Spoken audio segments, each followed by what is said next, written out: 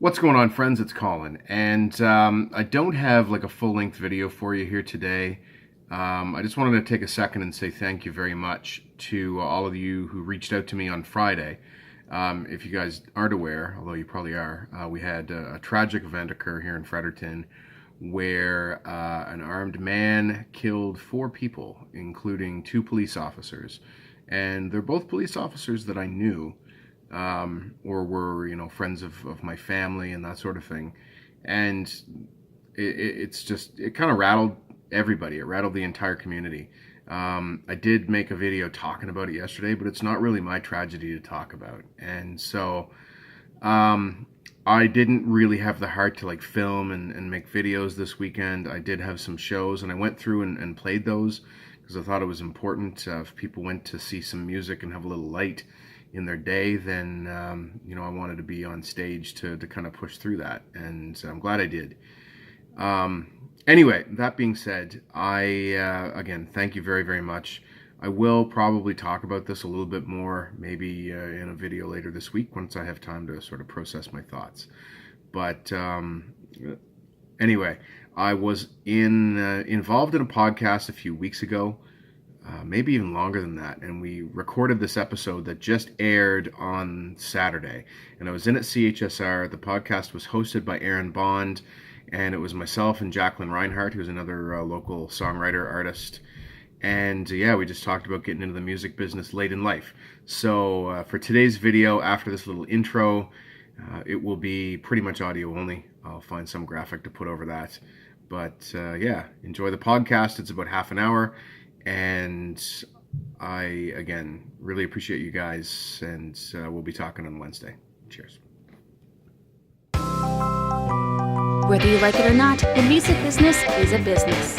Because of a lack of industry resources in New Brunswick, this radio podcast is meant to help the emerging musician navigate the music industry by talking to those in the local scene who are actually doing it. We're going to teach you to mind your own business.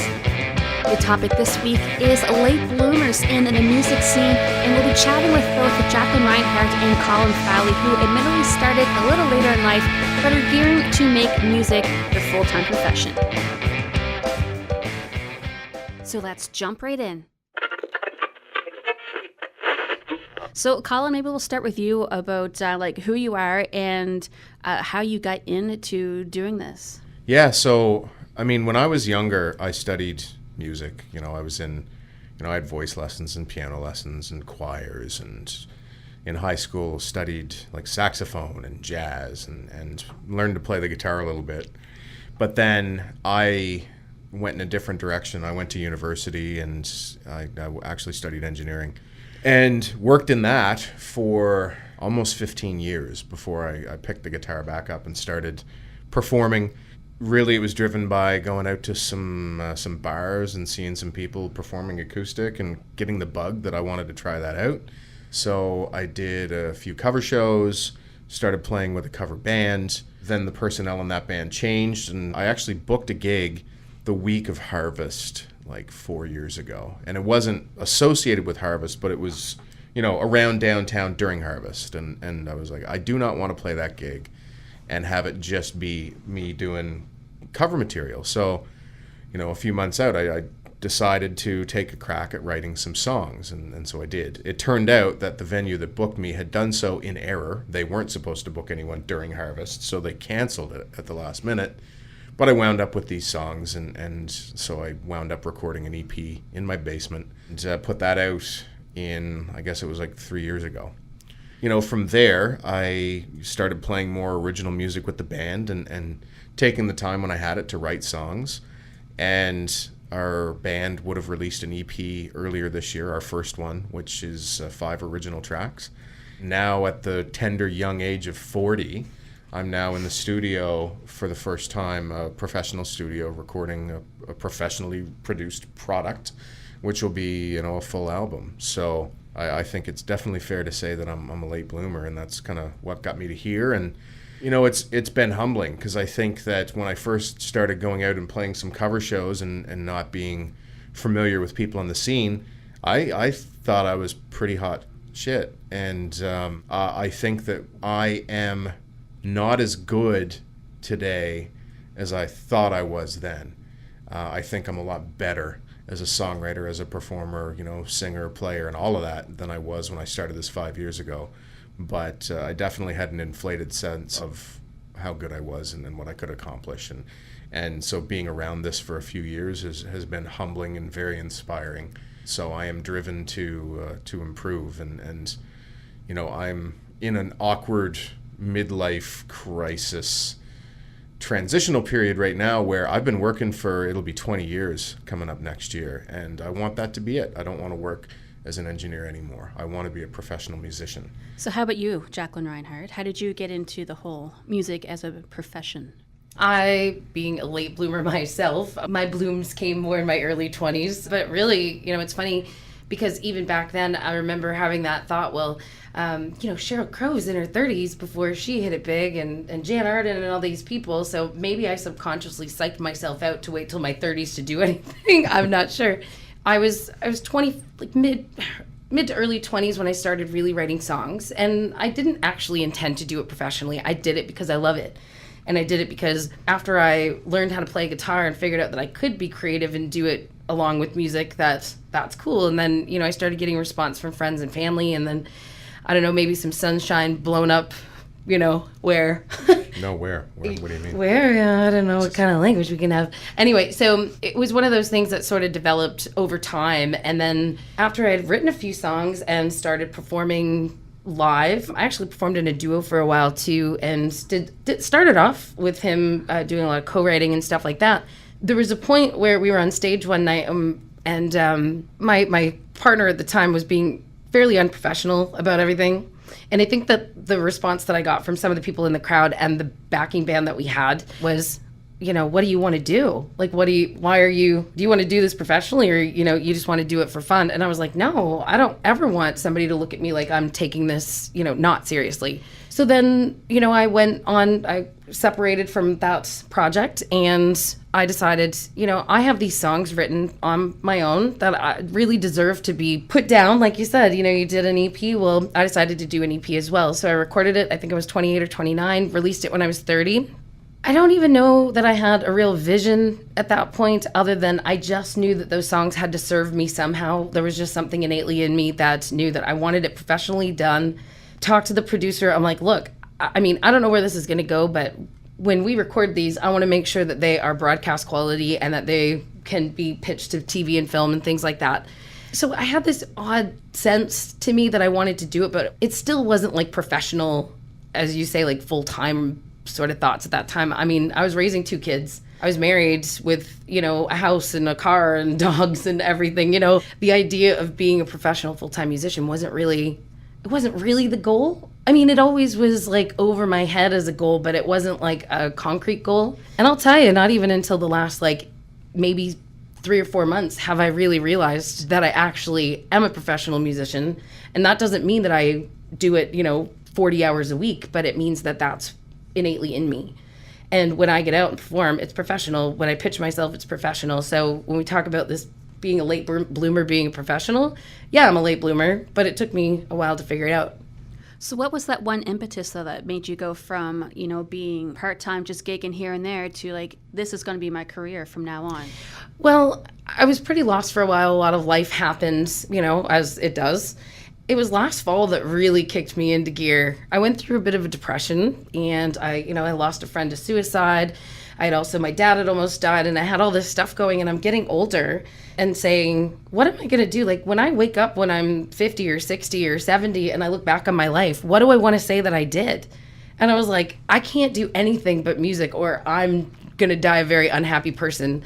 The other thing is I had somebody introduce me as a poor musician, and it slapped me in the face like you wouldn't believe. And it still resonates with me because I'm like, poor because I don't make money from it, or poor because I'm not good. I don't know what it was, but whatever it was, I knew that I was not prepared to have people see me like that. The fact that I've stumbled through this quote unquote career it's hard for me to look back and go, oh, I think my branding was really messed up. I don't know if I portrayed myself the way that I truly, truly am. And I'm peeling back layers right now and actually taking the initiative to be that person that I want to be. And I think we're always still blooming. Yeah, if you're not constantly developing, then I think you're doing it wrong. And yeah. I think the impetus for me was in, writing some new music and, performing it live here around town.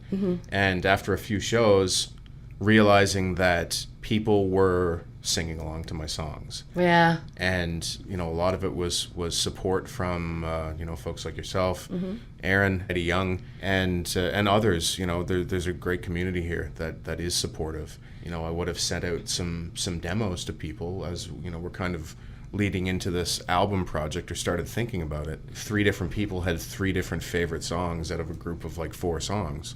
But the feedback was such that, your songwriting has gotten better. Like it's gotten stronger. And, that I've just been feeding off that positive energy and that support to think that, okay, so that's what I can do in my spare time.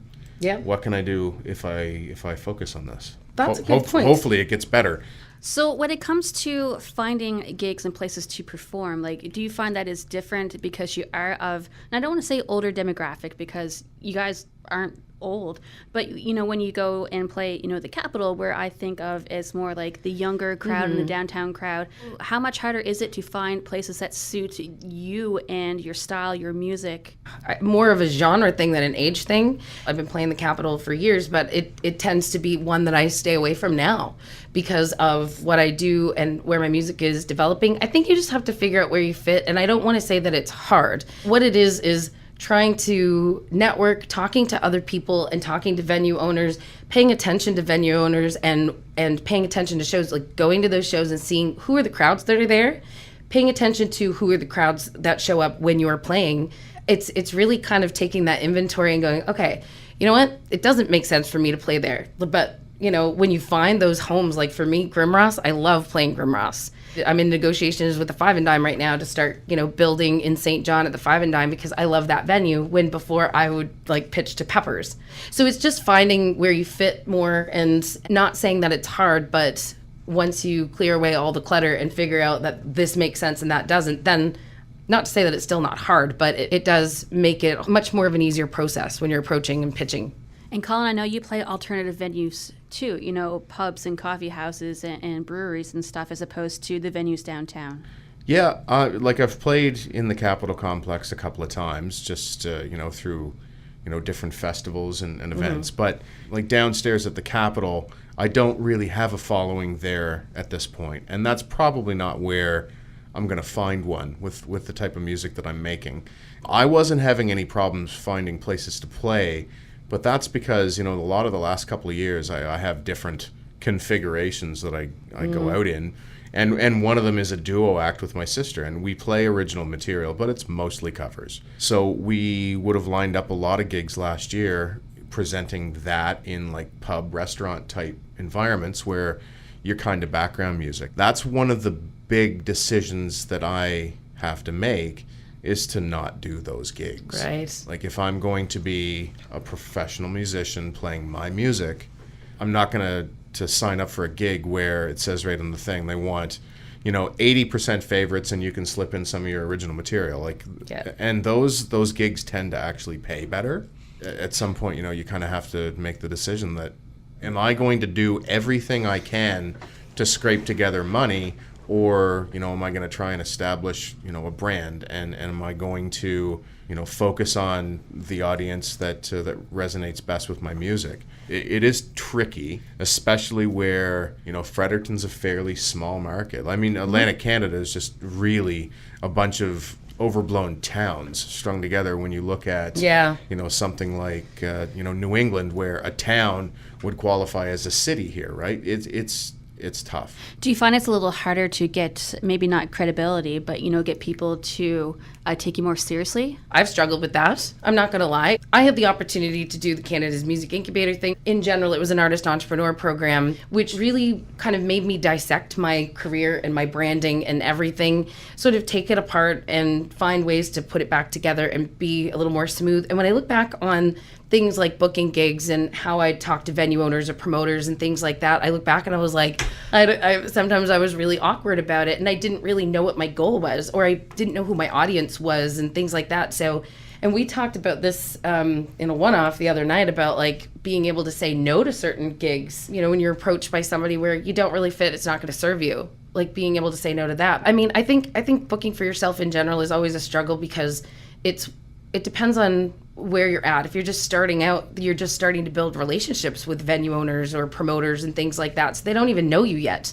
It takes time to build those relationships. I have been fortunate to have the support of people with good contacts who know places where my music will fit and be well received. And that they believe in you. And they believe in me. And, you know, and obviously Eddie's a big Eddie Young is a big driving force behind that. And, you know, he's been able to put us in, you know, different venues, set the expectations. You know, later this year, I hope to break out of New Brunswick and, you know, take a rip to Ontario, or, you know, start dipping my feet into other markets. It's not been too big of a struggle on the booking side of things, simply because I've had such great support. So maybe another way to like frame the question though is like, do you ever get discriminated against? Like, do you ever show up for a gig for a place, you know, you've never been before and the booker hasn't seen you? So they're, you know, expecting maybe someone who is like in their early 20s or something, and then you guys show up, and does it ever get like weird?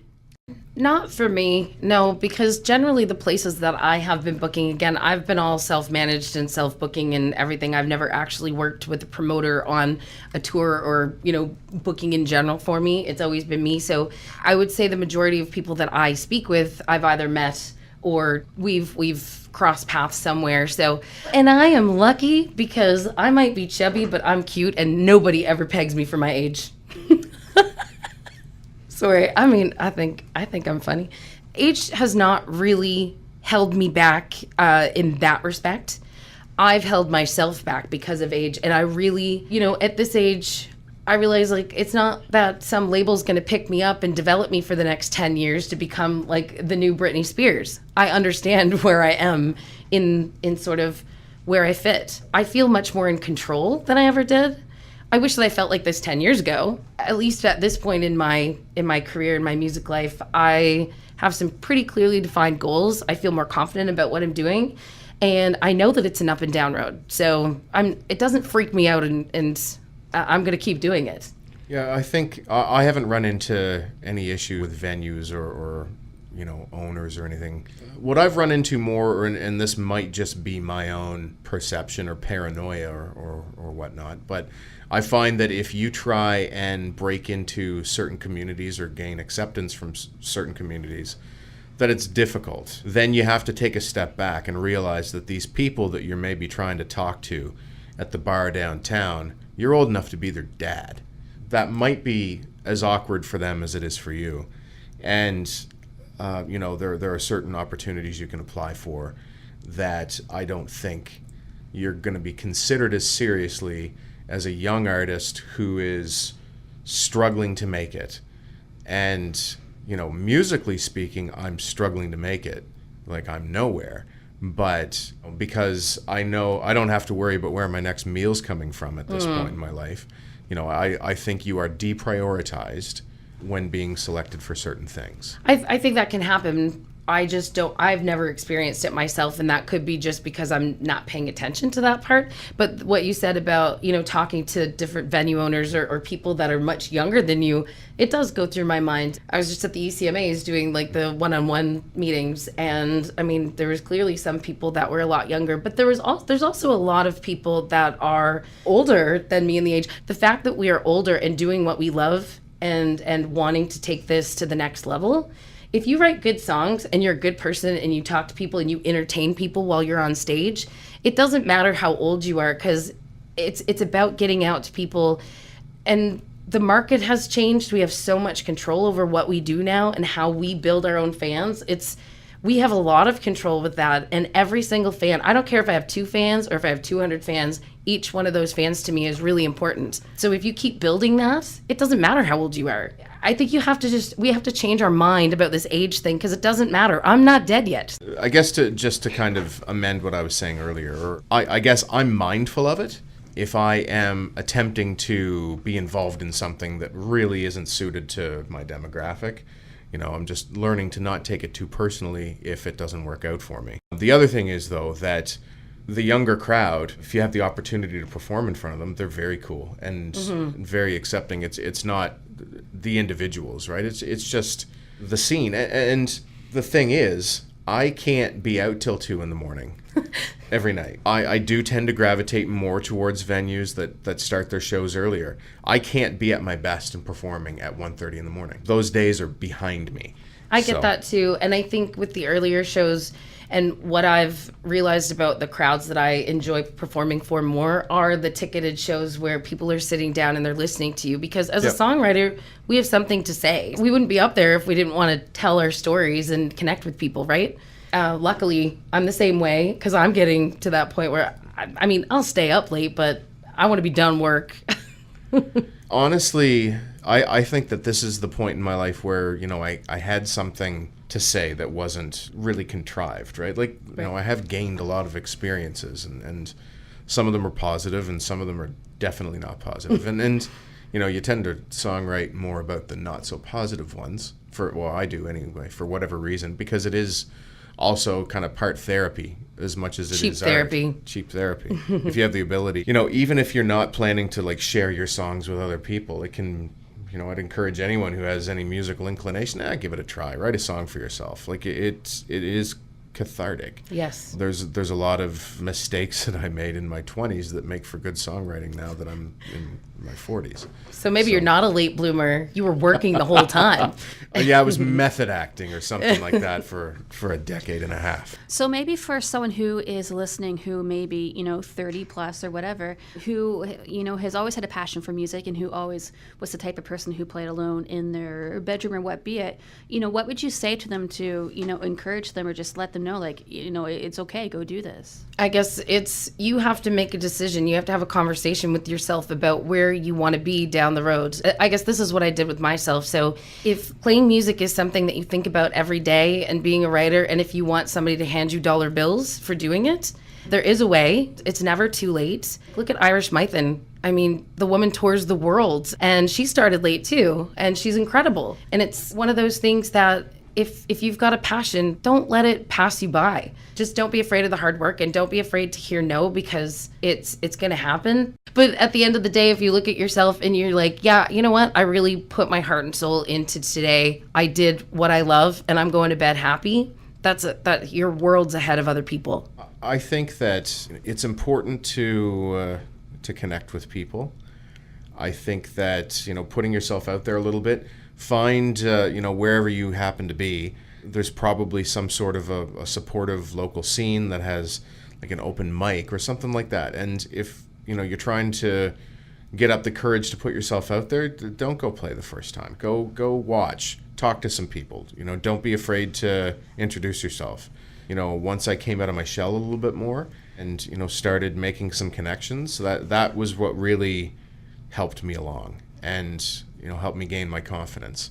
It's hard. It is really difficult. I have enough shows under my belt now that I don't get stage fright going up for most gigs. Playing your songs in front of other songwriters, that is a whole different experience. And, you want to talk about instant stage fright. So I understand that it's intimidating. I think that when you're older, you maybe are less likely to have that, be full of piss and vinegar and confidence.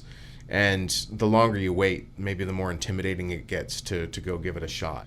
Don't give up on it. And there are resources that you can look up your local scene and find out where the open mics are and the song circles, and they're everywhere because music is a real fundamental element of the human experience. And so anywhere there's people, there's going to be some music for you to find. And that sounds like a segue to talk about your songwriter circle that you do every week. Oh, yeah. Every month. Every month. Yeah. I guess for me, I think I did it a little bit selfishly, to be honest, because I wanted to be around a group of people who liked doing the same thing that I was doing, and there wasn't any resource like this. And I think I started talking to you about it, Colin, and I talked to Ian, talked to a lot of people about it, and started getting some feedback from some other songwriters that were like, hey, this sounds like a really great idea. So Colin's been technically the co-leader. I guess so. We're the ones that sort of mediate it, and kind of, I didn't really give him much of a choice. I don't know that I really volunteered for this. You were voluntold. Yeah, pretty much. So are you still accepting new members? Always. Okay, Yeah. so how can people find this Stonecutter group? The what? Stonecutter group. Stonecutter group. Like, it's not advertised, is it? It's a secret society? It is. We do have it as a closed group. People can request to join, and we generally allow everybody to join, but I'd rather somebody request to join than just add them to the group or, have it public, because it is something where a lot of songwriters, you were asking about the up-and-comers or somebody who just wants to get into it. It is a little scary even to, finally get yourself out of your house and go be at one of these things. So we're trying to make it a really comfortable, open, all levels kind of a group where you can come and listen. You don't have to join in the conversation too much. Like, we're not asking anything of anybody. We're just keeping it open for people. So to answer your question, it's called Songwriters of Fredericton. You can search it. It will come up, and you can request to join. And then as we have events, we make the event on the group, and then people get invited to whatever day the meetup is. And we've been generally doing it at Grim Ross because they've been so supportive of the music community. I think it's important for us to be there and support them too. Just to go off on a little bit of a tangent for a second. I think tangents. It's really important as a community to support each other. I think it's important to support the businesses and venues that support local music. People come to your shows if you go out and go to their shows. Right. It just kind of builds itself organically.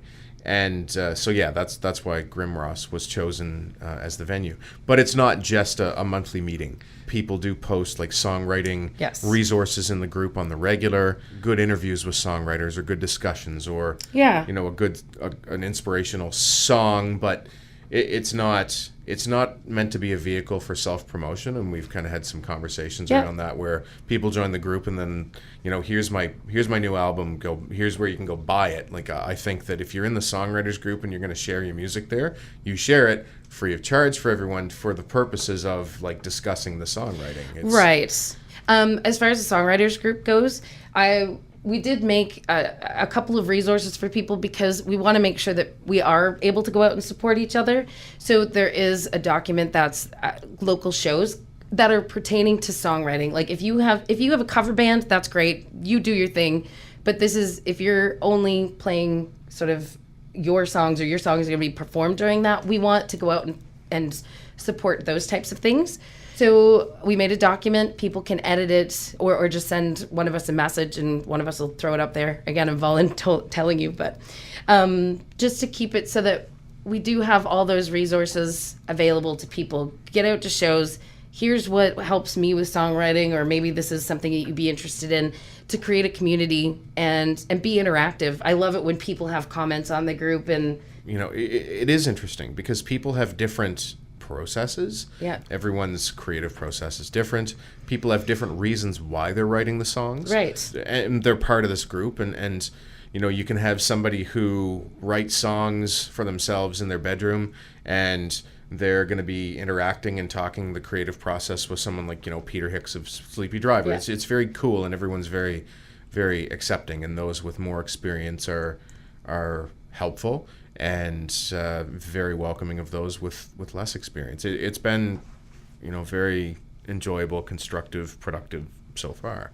And I think that there's a lot of things that could spin off of this too. It could be showcases. It could be, other workshops. It could be anything like that. And I've actually been in talks with SOCAN about some funding to do some other things like that. So, it's anything that's going to help people develop however they want to develop. I mean, I might be a little more focused on the business side of it because my goal is to be a full-time songwriter, maybe in the next 5 years, and that's a legit goal for me. But I mean, I also just like to write songs because, again, I started doing it because I love it, and because it doesn't matter whether I have hundreds and hundreds of songs that'll never see the light of day, songs that nobody cares about and I don't even care about anymore, but it's a practice and it's an exercise. But I mean, I was just going to elaborate on that as well. Like, why do you write songs? And does the reason change as you get older? When I sit down to write a song, I'm not trying to fit it into some sort of formula that it's going to be commercially successful. I'm not writing something that's, easily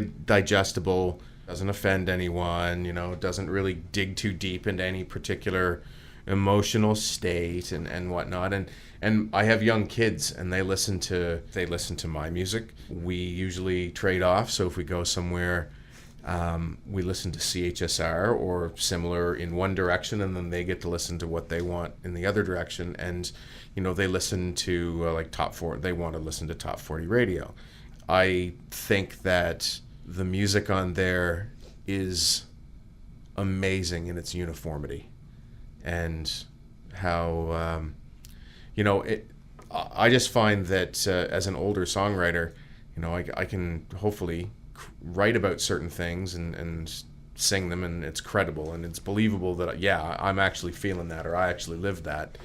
And so to me, like, lyrics are really important. Lyrics are really important, and like you said, connecting with people and that authenticity. Right. And and maybe if I was doing this earlier on, I'd be trying to write the songs that were, smash hits. And like John Mayer actually talks about this and admits it freely, that, he learned the tools at like Berkeley, and he went just as long as he needed to get the tools he figured he needed to write some incredibly commercially successful music. And he nailed it, and now he can do whatever he wants. I think we have to realize that no matter what people's goals are their goals. And that's why with this songwriters group, I've tried to make it clear that I don't care if you're starting off and you're a bedroom writer.